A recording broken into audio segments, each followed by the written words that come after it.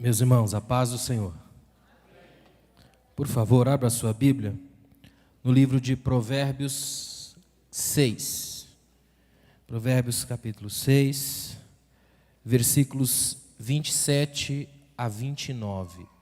Provérbios 6, do 27 ao 29, é o texto que nós vamos pensar, tomar como base para a gente entender algumas coisas muito sérias aqui essa noite. Nós estamos encerrando hoje o que ficou denominado como uma campanha da cura pela família, cura da família. Então eu quero hoje entrar num núcleo um pouco mais fechado da família, que é o casamento por si só. 7 inimigos do casamento. Amém? E eu espero que você mantenha uma atitude de humildade diante de Deus, para ser confrontado pela palavra, para sairmos daqui hoje curados e dispostos a vencer esses 7 e os outros que vêm a mais. É que esses são centrais. Vamos lá, Provérbios capítulo 6, versículos 27 a 29. É muito sério esse texto. Olha o que ele diz. Pode alguém colocar fogo no peito sem queimar a roupa?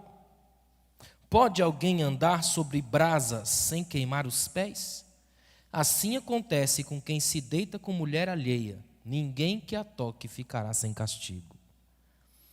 Eu gosto da franqueza de Provérbios. Provérbios e Eclesiastes são textos que nos acertam com a força de um soco na boca do estômago. É um livro que não é para fazer você pular e entrar no êxtase gospel, oba-oba cristão. É livro para puxar a cadeira, sentar e perceber que às vezes o chão caiu. Essa pergunta aqui é muito séria. Você pode colocar fogo no peito, na roupa sem queimar o peito? Pode andar sobre as brasas sem queimar os pés? Traduzindo numa linguagem bem simples, é possível brincar com fogo sem que esse fogo te queime?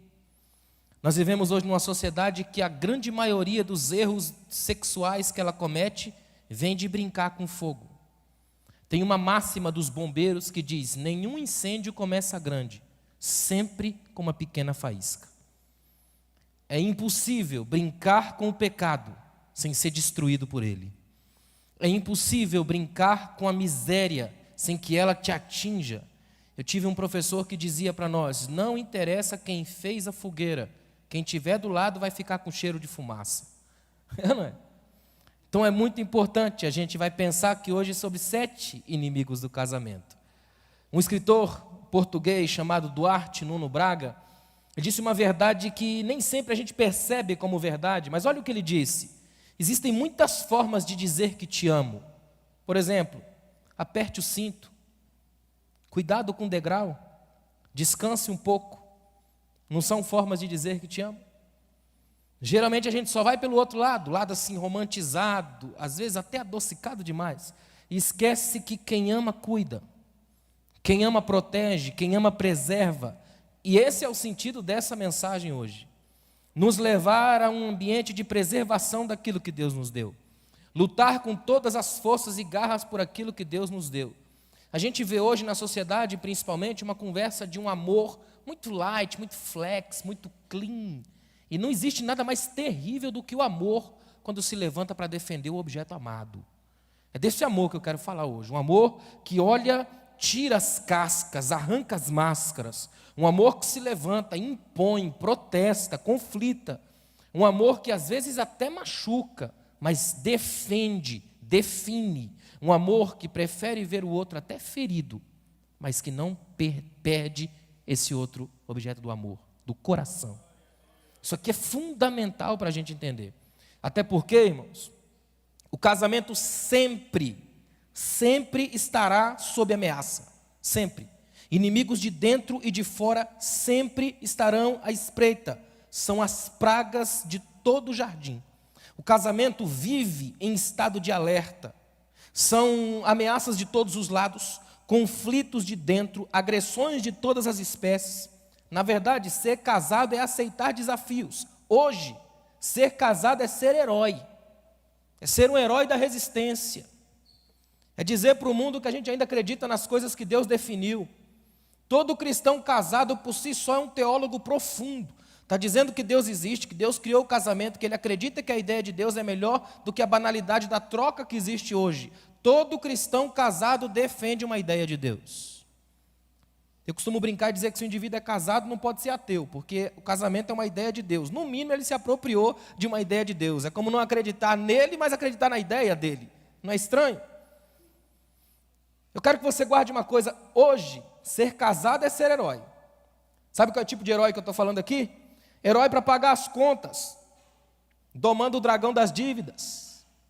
Outro tipo de herói é o herói para amar a mesma mulher todos os dias, frustrando a deusa da lascívia. São as heroínas do cotidiano, esposas, mães, empresárias, empregadas, professoras, babás, modelos e às vezes tudo isso ao mesmo tempo. Só a mulher consegue isso. São heróis e heroínas do amor. Não é esse falso amor que sai pela janela quando as crises entram pela porta.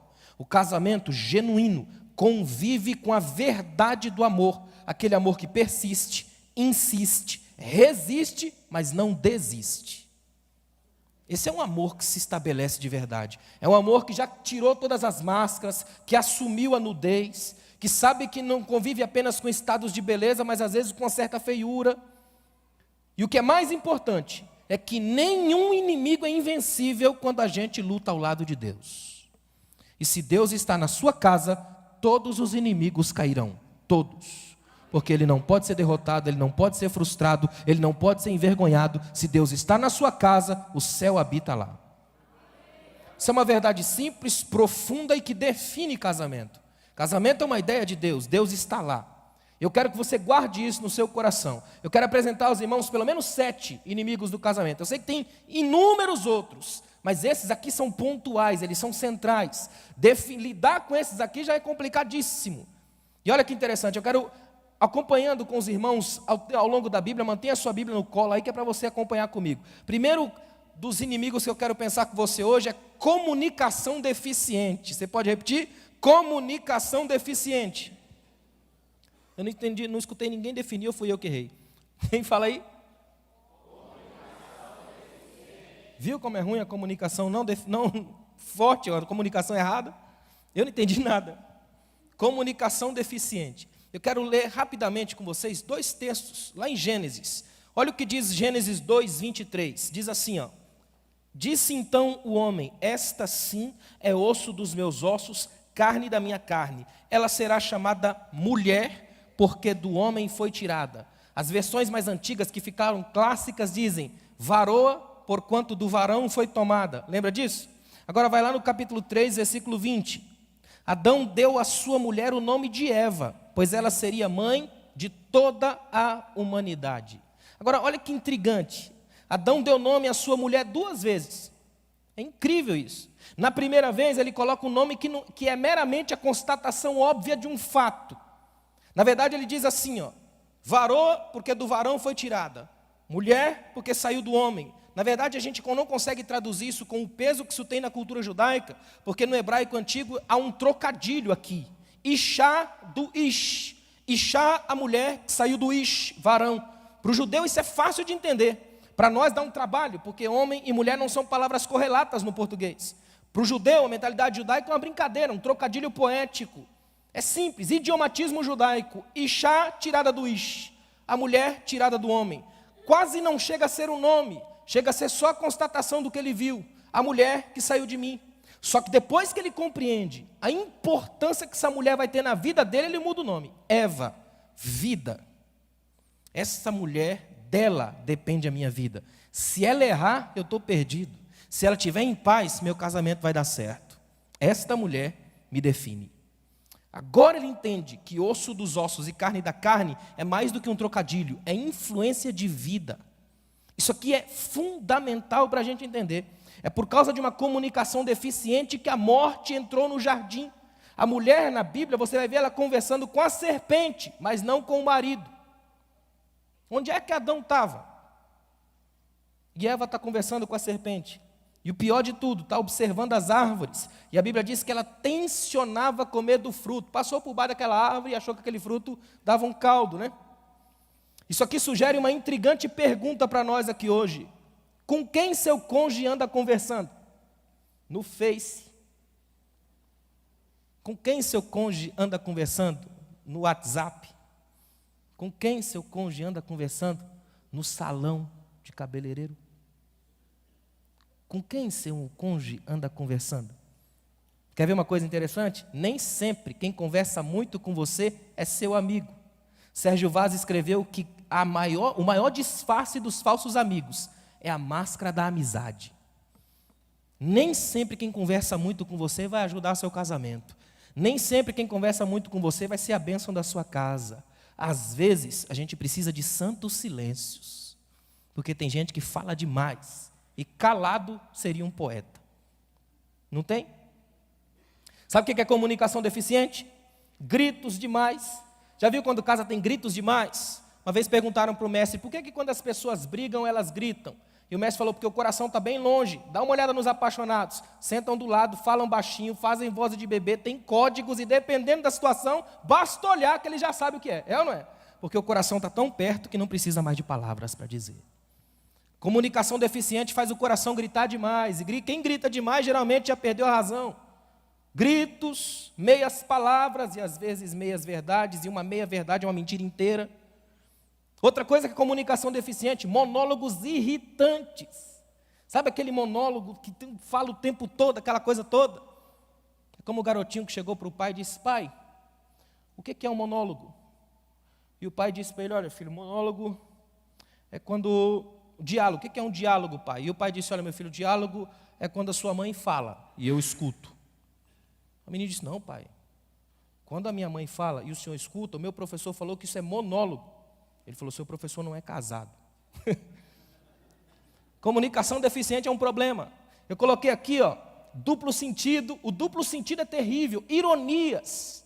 Tem coisa pior do que ironia. E tem gente que é uma máquina de ironias. Ele vai guardando tudo que você faz, depois com finas ironias vai jogando.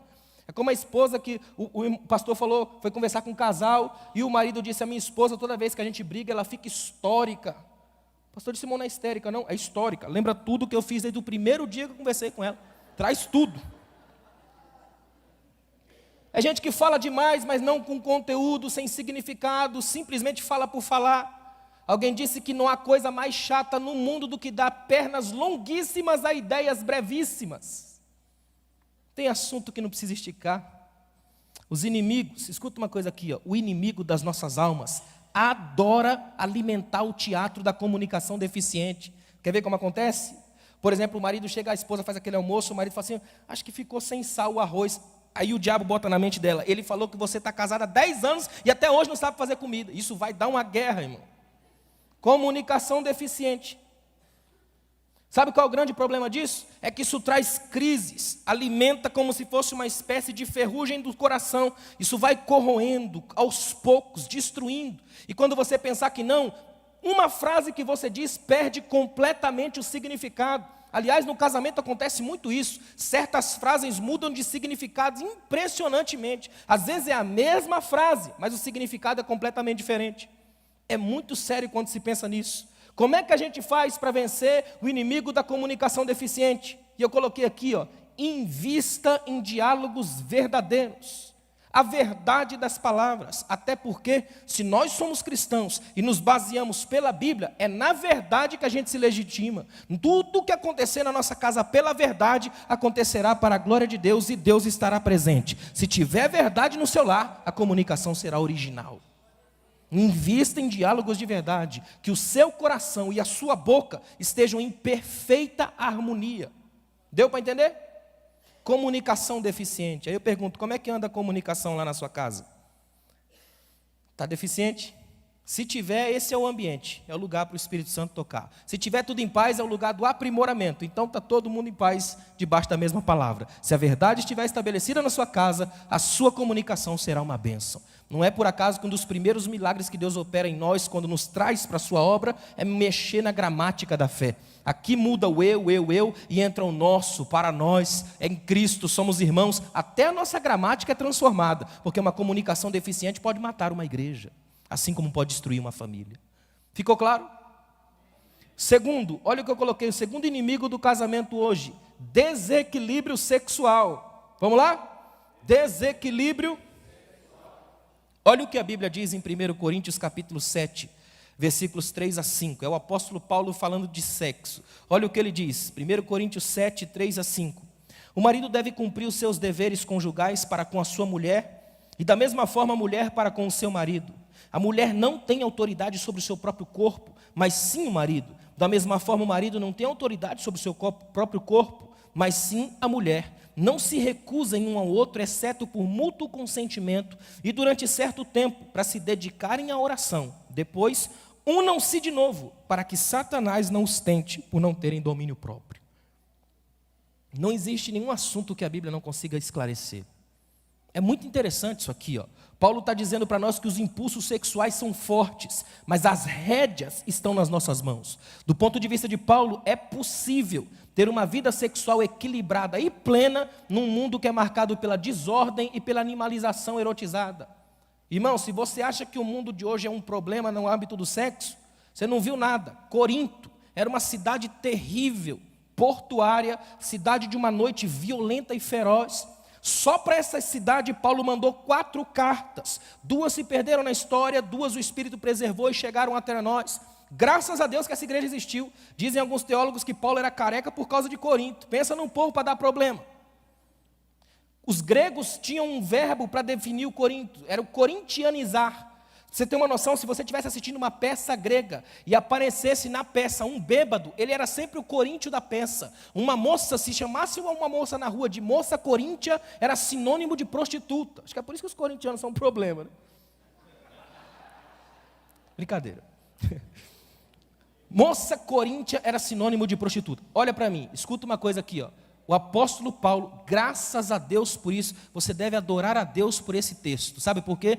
O apóstolo Paulo teve coragem de ser um dos primeiros pensadores cristãos a falar abertamente de sexo para uma igreja, sem entrar por paranoias de erotização como existia na época. Paulo consegue trabalhar esse assunto sendo santificado, sem mexer com nada que envergonhasse ninguém, mas levantar a bandeira de que o casamento pode ter um sexo santo. Paulo fala isso.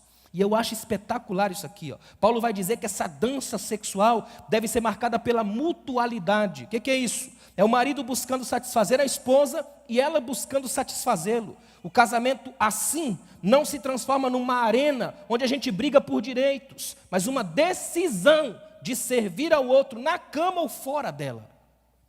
É você entender de uma vez por todas que a sua vida não se resume a um domínio sexual do outro, mas a capacidade tremenda de fazê-lo feliz. Quando isso acontece, o Espírito Santo abençoa o seu sexo. Aquilo também é culto. O Espírito está lá. Deus não é o estraga-prazer sexual da vida de ninguém. Muito pelo contrário, Ele é o criador disso.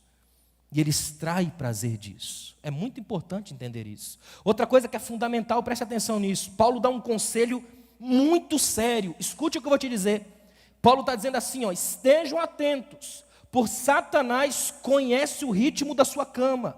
Ele tem particular interesse na intimidade de um casal. Ou seja, a serpente do Éden ainda desliza satanicamente por alguns jardins secretos de casais.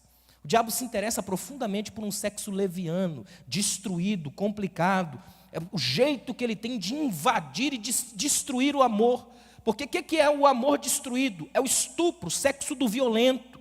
É toda vez que o inimigo entra e distorce aquilo que é bom. Ou seja, ele não suporta ver quando Deus te usa, então ele vem com possessão. Possessão é força sem amor. Você vai ver isso em Ananias e Safira. A Bíblia diz que Deus encheu Pedro, o diabo vai lá e enche 2, Ananias e Safira. Ele quer sempre dar um passo à frente, mas sempre leva para a ruína. Todo casamento que tem um sexo animalizado, perigoso, estranho, é um sexo diabólico, demoníaco. Mas todo casamento tem um sexo feliz, seguro, saudável, abençoado por Deus, por si só, ele já tem a presença de Deus no seu quarto. Por isso o que ele enxerga na igreja é um prolongamento do que acontece na vida. É fundamental entender isso. O que quer dizer equilíbrio sexual? É quando os extremos se estabelecem. Ou seja, sexo demais, a doença dos excessos, ou sexo de menos, a enfermidade do desinteresse. É preciso ter um equilíbrio, um termômetro do sexo. Outra coisa, desequilíbrio sexual é quando a fantasia se impõe sobre a realidade. É o casal escravo da mentalidade pornô.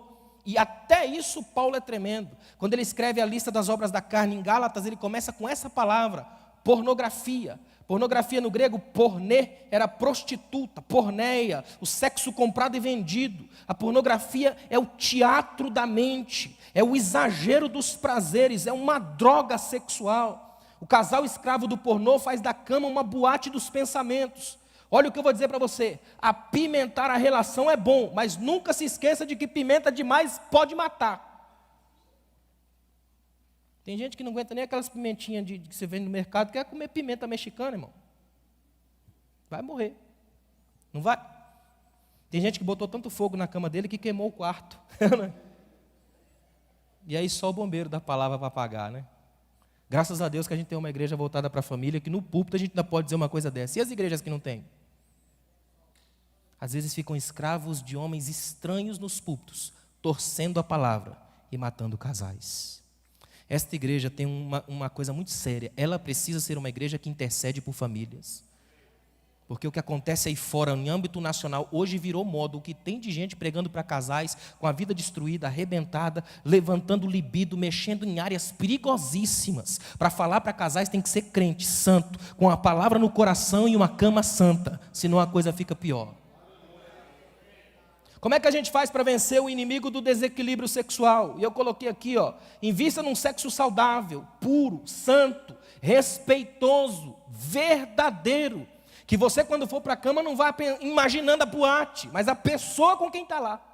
Um casamento que seja verdadeiro, consciente, pleno. Deu para entender? Terceiro, desordem financeira. Fala aí. Desordem financeira. Olha o que diz Provérbios 17, verso 1. Olha que texto espetacular. Provérbios 17 e o verso 1, a desordem financeira. Olha o que esse texto diz. Melhor é um pedaço de pão seco com paz e tranquilidade do que uma casa onde há banquetes e muitas brigas. É verdade ou não é? Você quer ver uma coisa? A infinita maioria das pessoas que você pergunta como foi a infância, eles vão lembrar de infâncias complicadas, difíceis, de poucas posses, mas de uma saudade deliciosa da simplicidade que havia lá. Porque era um tempo de descoberta, lembra disso? Um tempo de alegria, de crescimento, de inocência. Aí você casa, cresce, vem um volume de coisas para pagar, de contas, e o mundo te engole.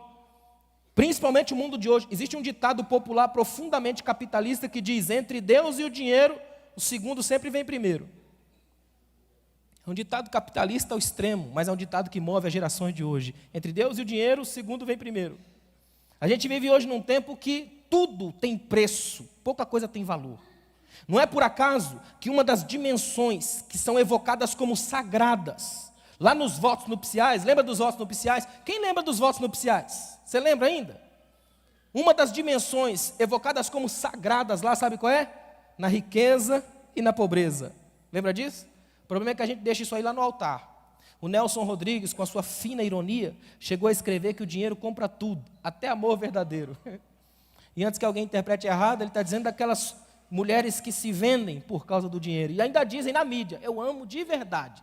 O amor compra tudo. Até, o dinheiro compra tudo. Até o amor verdadeiro. É muito sério quando você acha ou trabalha com a ideia de que é possível comprar o coração de alguém. Isso aqui é muito sério. A desordem financeira se estabelece. Quer ver uma coisa? Desordem financeira é quando o casal tem tanto dinheiro que passa a vida inteira com medo de perder. E não consegue mais desfrutar daquilo que tem. São escravos do tédio. O que é tédio? Posse sem desejo. É aquela pessoa que já está tão acostumada a comprar tudo que quando não tem mais o que comprar, não sabe o que fazer. É gente que tem dinheiro demais, mas paz de menos. Tem dinheiro demais, mas não tem coração na causa. Também é desordem financeira aquele casal que vive atolado em dívida, sem dinheiro para nada. E o pior, brigando todos os dias, jogando na cara um do outro a culpa do fracasso dos dois. É muito sério isso. Também a desordem financeira, quando a avareza invade o casamento. A palavra avareza vem do latim haveres, os bens. Pessoas tão apaixonadas pelos bens, tão obcecadas por isso. Quando isso acontece, sugere uma terrível inversão. Você não tem mais dinheiro, ele tem você. Você vira escravo do dinheiro. O avarento é um negócio mortal. Avarento é aquele indivíduo que ele tem dinheiro no banco, ele guarda dinheiro, ele tem dinheiro, mas ele come arroz de segunda. Ele compra aquelas carnes tão duras, lembra aquelas carnes tão duras que você desiste de mastigar? Procura um lugar no canto e cospe. Lembra? Avarento é um indivíduo que tem dinheiro, mas ele vive como um miserável. Sapato furado, a esposa toda detonada. Aí sabe o que o avarento faz? Constrói uma casa fantástica dentro de um condomínio, compra os carros de última geração, mas a miséria habita o coração, então não tem jeito. É como você tirar o indivíduo da favela, mas não tirar a favela do indivíduo. Ele permanece um ser monstruoso por dentro, porque todo o medo dele gira em torno desse coisa monstruosa do dinheiro. Eu não estou dizendo que você deve sair por aí rasgando dinheiro, mas é preciso de uma vez por todas estabelecer um equilíbrio, porque se o dinheiro for o dono da sua casa, você perdeu. Ele precisa ser seu escravo. Se for seu escravo, vai ser uma bênção para você. Como é que a gente faz para vencer o inimigo da desordem financeira? É resgatando equilíbrio. Ou seja, nem rasgar dinheiro, nem guardar tão escondido que você fica impossível achar. Não é? É saber lidar com os dois. Eu convivi de perto com uma pessoa avarenta, e eu vou te falar uma coisa, é terrível. Pessoa que não sabe controlar o dinheiro, ou que entra ou que sai. Os dois lados são perigosos. Nós temos na mídia inúmeros casos, por exemplo, de jogadores de futebol que ganharam rios de dinheiro e tempos depois de determinada carreira perderam tudo. Porque dinheiro é volúvel, é complicado, como diz a letra do samba, dinheiro na mão é vendaval. Aquele hino lá, lembra? É muito perigoso quando a gente deixa que o dinheiro tome conta da vida, das coisas que a gente tem ao redor. Se o dinheiro tomar conta do seu coração, acabou. Aí você se transforma até num profissional da fé, só para ganhar dinheiro. Mas se o dinheiro for o seu servo, vai te ajudar na construção da sua vida. Porque coisas vêm e vão, mas o que permanece para sempre é a paz da sua casa, é o amor do coração, o segredo da estabilidade da família. Algumas das piores pessoas do mundo são pessoas que têm só dinheiro, porque o coração já sumiu faz tempo. Deu para entender? Quarto inimigo do casal, e esse aqui você precisa encher o peito para dizer, tá? Quarto inimigo do casal que eu coloquei aqui, ó. Mulher mandona. Dá para repetir? Curiosamente, foi mais uma voz masculina que apareceu aqui. Mas relaxa que o marido vem depois. Talvez você pense assim, mas pastor, existe essa coisa de mulher mandona, briguenta na Bíblia? Dá uma olhada em Provérbios 27, verso 15. Olha o que diz Provérbios 27, 15. Esse texto aqui, ó, é um texto que é terrível. Olha o que diz, Provérbios 27, 15. A esposa briguenta, e o original serve como mandona, iracunda, irascível. Tudo cabe na palavra. A esposa briguenta é como gotejar constante num dia de chuva. Sabe como é que o Gene Peterson traduziu? Traduziu assim, ó, a esposa resmungona é como gotejar de uma torneira pingando. É profundamente irritante.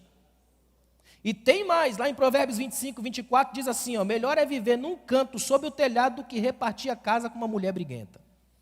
E é verdade. Irmão, pensa num negócio difícil, porque problema todo mundo tem. Mas se você passar a vida girando em torno do problema, nem você se suporta. E há dias que são piores ainda. Tem dias que parece que o mundo conspira contra você. Daí surgiu a expressão dia de cão. Tem gente que vive dia de cães. É muito sério isso aqui, não é? Quer ver uma coisa? Mulher mandona, tem uma coisa que é muito séria aqui, ó. Mulher mandona é um ser não catalogado pela ciência ainda.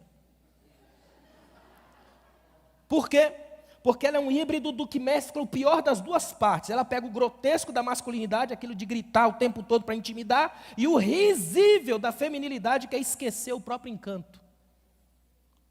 E quando você esquece quem era e assume quem não é, você deixa de ser. Crise de identidade ainda não foi descoberta pela ciência.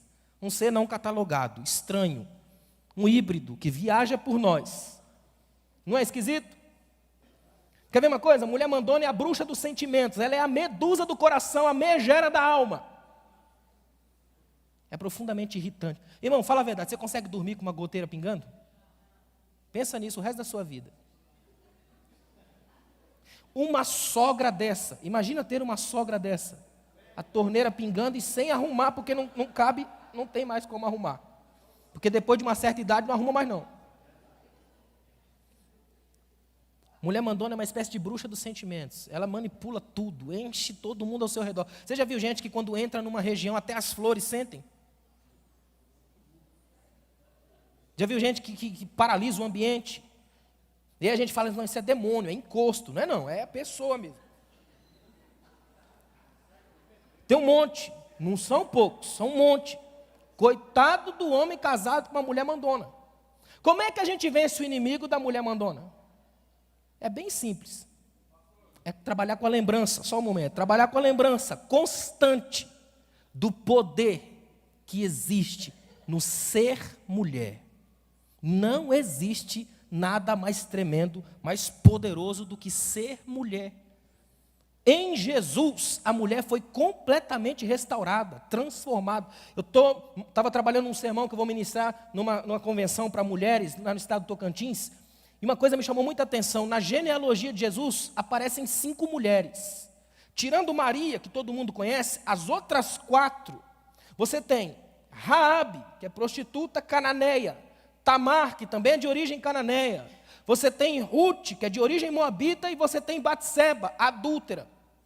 4 mulheres complicadíssimas, com uma ficha suja, mas elas entram na história de Israel. Sem elas, fica impossível o Davi e o Messias, vem da linhagem deles. O que significa isso? Uma mulher transformada por Deus, restaurada por Deus, muda o casamento dela, a família dela, o bairro dela, a cidade dela, o estado dela.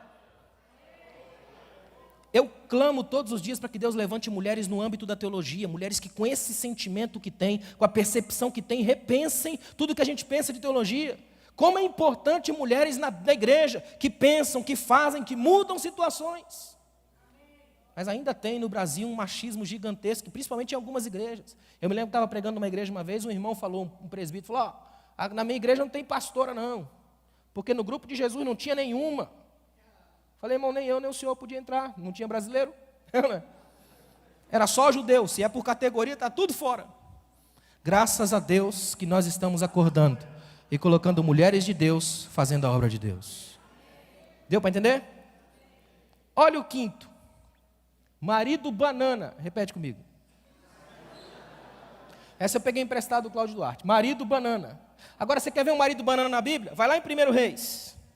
1 Reis 21. Você vai ver uma coisa muito interessante. 1 Reis 21, aliás, esse texto de 1 Reis 21, ele mescla os dois. A mulher problema e o marido banana. Olha 1 Reis 21, versículos 4 a 7, olha o que a Bíblia diz. Então Acabe foi para casa aborrecido e indignado, porque Nabote de Jezreel lhe dissera, não te darei a herança dos meus pais. Olha o que esse homem fez. Deitou-se na cama, virou o rosto para a parede e recusou-se a comer. Isso aqui é fazendo birra, não é? Sua mulher Jezabel entrou e lhe perguntou, por que você está tão aborrecido, por que não come? Ele respondeu, porque eu disse a Nabote de Jezreel, venda-me a sua vinha, ou se preferir eu lhe darei outra vinha em lugar dessa. Mas ele disse, não te darei minha vinha. Disse-lhe Jezabel, sua mulher, é assim que você age como rei? Levante-se e coma, anime-se, conseguirei para você a vinha de Nabote. Nós estamos diante de um casal explosivo, um marido banana e uma mulher diabólica. A combinação disso aqui é maligna. Isso aqui chama-se família inferno. Eles estão cometendo crime de formação de família, não de quadrilha. Esses são um perigo. Irmão, escuta o que eu vou te dizer aqui. Se do lado de um marido banana tiver uma mulher Jezabel, vai ter morte na nação. E por incrível que pareça, eles se atraem. Geralmente você acha nas igrejas o marido banana com as Jezabéis da vida. Quem que é o marido banana? Eu coloquei aqui, se o marido banana é aquele homem que não toma decisões, é manipulado pela mulher, e isso gera crises terríveis. Marido banana é aquele abobalhado, acovardado, fraco, que nem suspeita que tem uma esposa Jezabel, Messalina, Medusa, babilônica. Ele é cego. Todo mundo vê, menos ele. É por isso que ele é o último a saber. É o marido banana. Ele tem uma mulher que é um capeta do lado e ele acha que ela é uma bênção. Só ele não vê. Escuta uma coisa aqui, um marido banana pode ter o corpão, pode falar grosso, mas em casa só fala com a esposa assim, eu só falo com a minha mulher só fala comigo de joelhos. É dizendo, sai debaixo da cama. Sabe aqueles maridos bananas que se acham, tentam se impor pelo grito, mas todo mundo sabe que ele não fala nada, que se ele não ligar para a esposa, ele não pode nem sair de casa? Marido banana é um problema, porque ele vai pegar toda a frustração que ele tem como não ser chefe em casa e vai acabar com qualquer pessoa que ele chefiar. É por isso que ele é o pior chefe que tem na firma, é o pior pastor que tiver na igreja, porque ele vai pegar as frustrações dele e jogar nos outros. Todos os gritos que ele sonhou em dar em casa, ele vai dar no subordinado dele. É por isso que ele esmurra a mesa, chuta a porta. Porque ele vive em estado de crise, estado de fúria. Sabe quem é o marido banana? É facinho de achar um. A esposa faz o que quer, porque ele vive em estado de atraso. Ele não sabe, não viu, não conhece, não faz ideia do que seja. E o pior de tudo, ele finge não saber. Essa é a verdade. Porque tem medo de trabalhar, tem medo de mexer. Se você tiver do lado uma esposa, uma mulher mandona, briguenta, complicada, do lado de um marido banana, estranho, pode ter certeza, isso não dá certo. Isso vai gerar morte, vai gerar crise, e só Deus sabe os filhotes que saem daí. Porque imagina o cruzamento de uma mandona com banana. O que é que dá, irmão? Misericórdia. Como é que faz para vencer o inimigo chamado marido banana? É fortalecendo a masculinidade, a hombridade, é se matriculando no curso de homem ao máximo, de verdade. É ou não é? Homens de verdade, que honram as calças que vestem. Que são homens. Irmão, hoje o negócio é tão feio quando fala de homens. Eu vou te falar, olha. A gente chega, eu viajo muito, os irmãos sabem disso. A gente chega em umas igrejas que o negócio está horrível. Eu fui numa igreja esses dias, ainda bem que minha esposa estava presente, e ela está aqui. Eu fui numa igreja esses dias que eu comecei a ministrar, e esse pessoal é espalhafatoso, né? O rapaz saiu lá de trás para vir trazer uma água, ele fez um espetáculo para trazer a água. A começar pelas roupas dele, que era tão justa que eu tenho certeza que ele pulou para caber na calça. E ele vem assim, todo torto, todo daquele jeito, até ele colocar água e sair, quase que eu falei, vou parar de pegar, porque não dá. O povo tudo olhando, né? Aquela coisa, aquela situação crítica, o bracinho de tomar soro. Calcanhazinho colado um no outro. Calcanhazinho um no outro, assim, juntinho. Não sei como é que eles conseguem andar com o calcanhar juntinho assim. Irmão, alguma coisa muito profunda, muito séria foi desconectada aí. É muito sério, muito para dentro, muito intimista. Quando isso acontece, se quebra um padrão. Esse é o problema. Não é só uma questão de escolha, de opção. Se quebra um padrão. O equilíbrio do planeta é alterado. É muito sério isso. É uma questão muito mais filosófica, muito mais profunda, muito mais psicológica, muito mais espiritual. Por que o inimigo quer bater de frente com tudo que é homem de verdade? Porque sabe que homem toma decisão. Moisés chega para Deus e fala, Deus, não aguento mais esse povo, eu estou aqui com o povo, o faraó está vindo aí atrás, o mar está aí na frente, o que Deus fala para Moisés?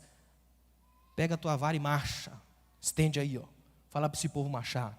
É quase Deus dizendo assim, seja homem, faz esse povo andar. Chega para Josué e fala, tu farás esse povo herdar a terra. Deus sempre trabalhou com homem, chama o cara e faz. Deus está chamando homens de verdade, homens que são homens, que chegam e dizem a que vieram, que fazem a diferença em casa. E eu vou dizer uma coisa para você, toda mulher que sabe que tem um homem em casa, fica mais tranquila, é mais segura, sabe que tem família, que tem um homem que toma decisões.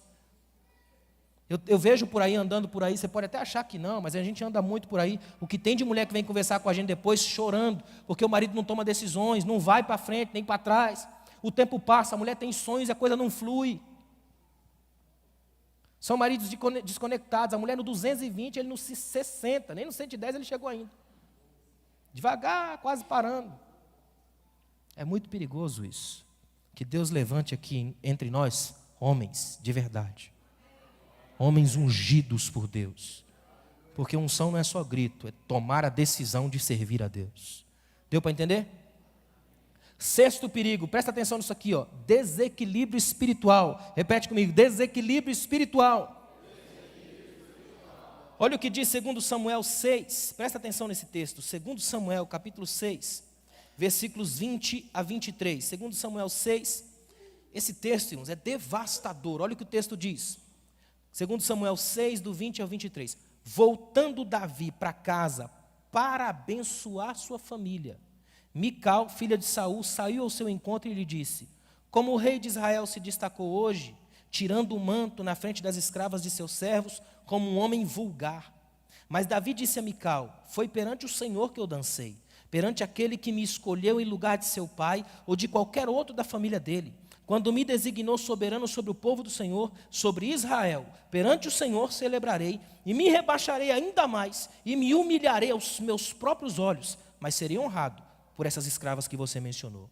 E até o dia de sua morte, Mical, filha de Saul, jamais teve filhos. E isso aqui na época era uma vergonha terrível.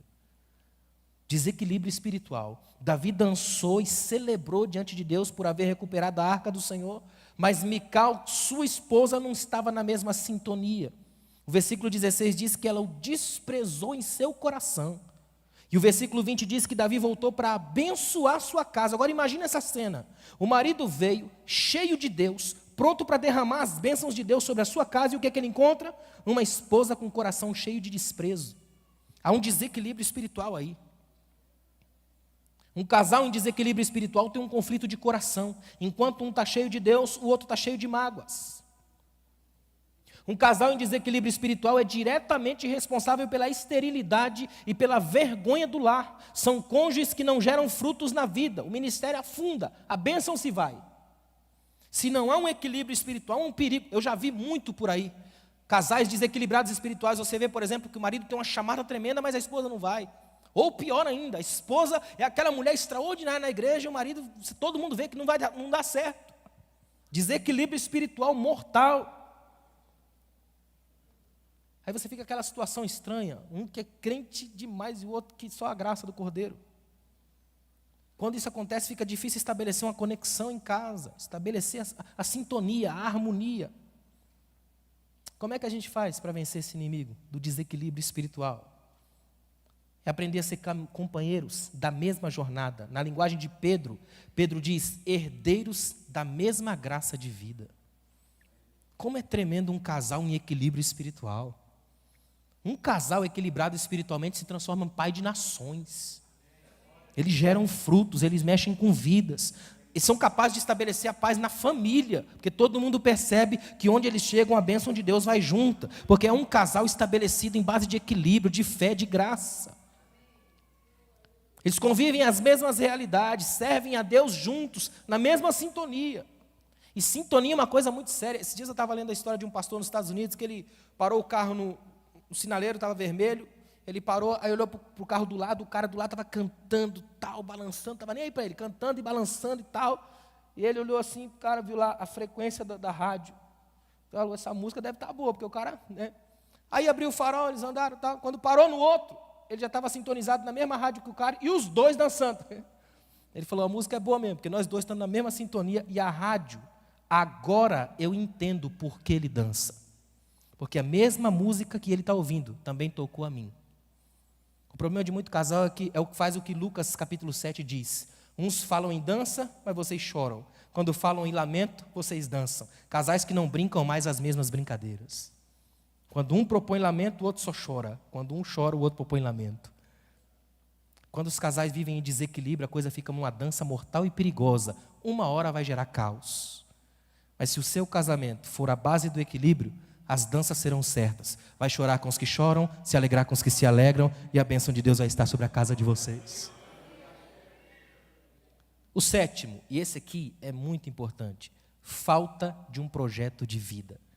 Poucas coisas eliminam um casal do que falta de projeto de vida. Você pode repetir? Falta de projeto de vida. Salmo 128. É o salmo que toda família deveria lembrar para sempre, fazer disso uma coisa do seu coração, uma placa no seu coração. Olha o que diz o Salmo 128. Como é feliz aquele que teme o Senhor e anda nos seus caminhos. Você comerá do fruto do seu trabalho, será feliz e próspero. Note que felicidade vem primeiro. Feliz e próspero. Sua mulher será como videira frutífera em sua casa, seus filhos como brotos de oliveira ao redor da sua mesa. Assim será abençoado o homem que teme ao Senhor. Que o Senhor o abençoe desde Sião, para que você veja a prosperidade de Jerusalém todos os dias da sua vida, e veja os filhos dos seus filhos, e a paz sobre Israel. Irmãos, o judeu tem uma paixão por esse texto. Esse texto está na lista do Cântico dos Degraus. Era o cântico que se cantava enquanto caminhava todos os dias na peregrinação até o templo, nas festas, o cântico da família. O judeu gostava de cantar isso aqui com todo mundo de mãos dadas em torno da fogueira, na família. A família feliz cantando isso. Esse texto tem uma das mais belas expressões da poesia judaica. Verás os filhos dos teus filhos. Essa aqui é a prosperidade almejada por todo casal judeu, um santo legado. Você que é avô ou que é avó está vivendo isso aqui, ó. Ver os filhos dos filhos, a paz sobre Israel.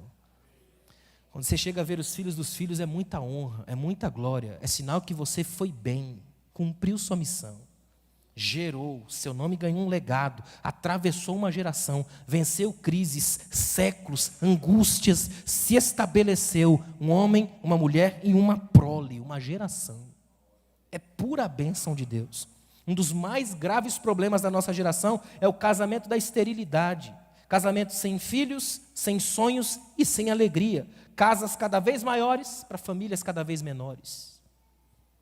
É estranho, não é? Esses dias eu fiquei sabendo de um cara que construiu uma casa com 14 banheiros. E é só ele e a esposa. O que faz? Esconde? Estranho, a gente tem casas cada vez maiores para famílias cada vez menores.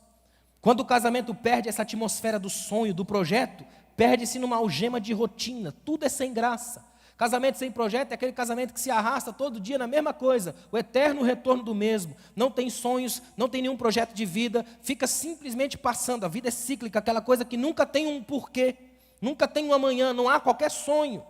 Sérgio Vaz é um poeta, ele escreveu o seguinte: é necessário o coração em chamas para manter os sonhos aquecidos. Portanto, acenda fogueiras, mantenha os sonhos no coração. Sabe o que é um casamento sem projeto de vida?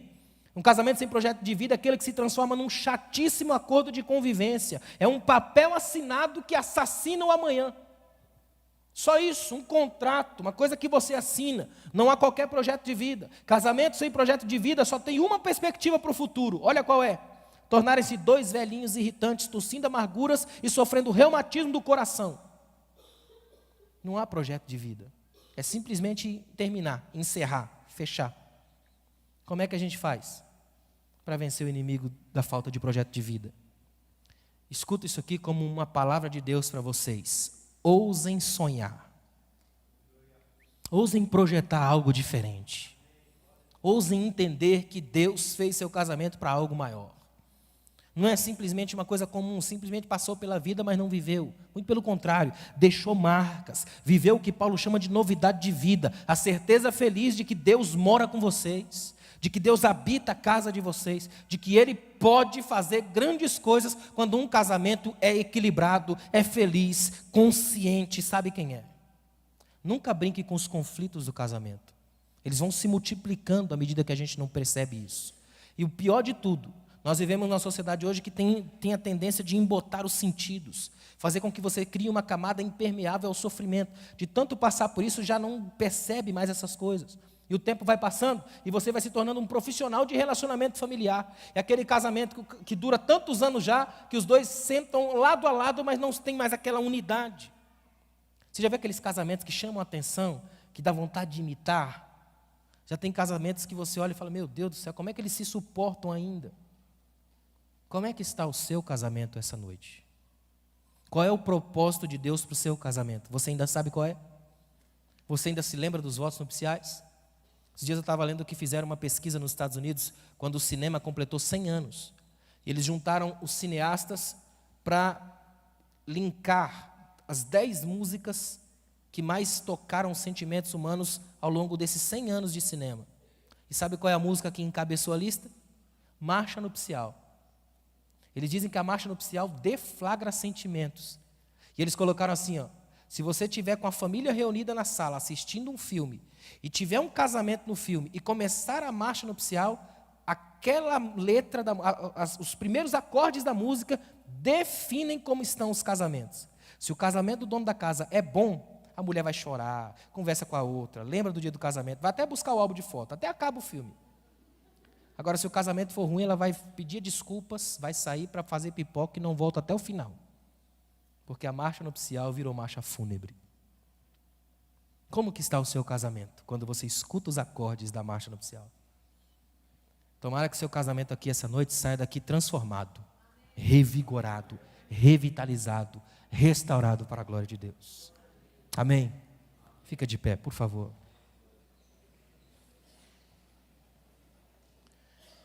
Que você pegue depois na sua casa com calma, converse com a sua esposa, com o seu cônjuge, com o seu esposo, sobre o seu casamento. Lembra da comunicação deficiente? Conversem juntos. Será que nosso casamento tem conversa? Lembre-se das desordens financeiras, desequilíbrio sexual, de não se tornar uma mulher mandona, um marido banana, de ter a capacidade de percepção do que o Espírito de Deus está fazendo na sua vida. Eu queria que você abraçasse a sua esposa, a sua família aí, para nós orarmos juntos. Orem juntos, agradecendo a Deus pela sua vida, por aquilo que você é, pela sua família, pelo seu casamento, pela bênção que é a sua vida. Orem um pelo outro, é muito importante isso. Orar um pelo outro. Eu li esses dias num livro de um senhor bem velhinho. Todos os dias ele tomava o ônibus, descia lá no hospital para visitar a sua esposa. E uma moça universitária, indo para a faculdade todos os dias, acompanhava essa cena, todo dia. Um dia, ela resolveu sentar ao lado dele no ônibus e perguntou: todo dia eu vou para a faculdade aqui de manhã, eu vejo o senhor pegar o ônibus. Eu já vi que o senhor não falha um dia. Eu já vi até que no sábado e domingo, que eu não tenho aula, teve um sábado que eu peguei esse mesmo ônibus, eu vi o senhor aqui. E o senhor vem todo dia nesse hospital. O senhor trabalha aqui? Ele disse: não, é que a minha esposa está internada aqui há 10 anos. E todos os dias eu venho visitá-la. E ela achou bonito aquilo e disse: e como é que ela está? Alguma melhora, alguma coisa? Ele disse: não, ela tem Alzheimer em estado avançado. Já não reconhece nada, não reconhece ninguém. Nem a minha ela reconhece mais. A menina olhou para ele e disse: mas peraí, se ela já não reconhece o senhor, não sabe mais quem o senhor é, que sentido faz vir aqui? Ele disse: ela não sabe mais quem eu sou, mas eu sei quem ela é. Eu não vou esquecer quem ela é para mim.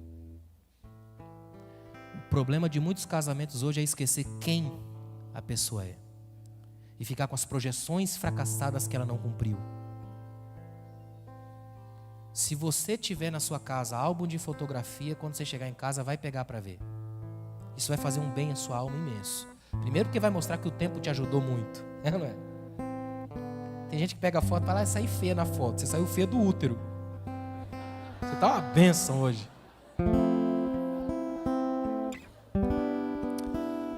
Pega as fotos da sua casa, vai agradecer a Deus pelo que Ele tem feito na sua vida. Você está vivo, atravessou um tempo e o Espírito Santo tem guardado você e a sua casa. Vamos orar? Ó Deus, obrigado, Pai. Obrigado por cada família que está aqui, Senhor. Cada casamento representado aqui, Senhor.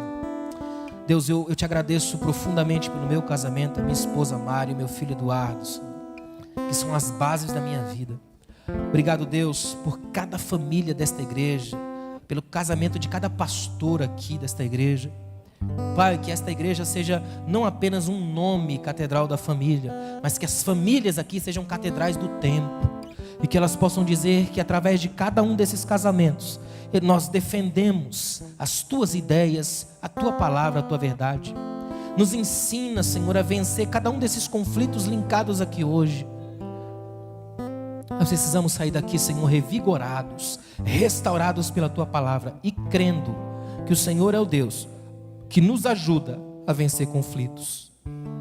Fica conosco, em nome de Jesus.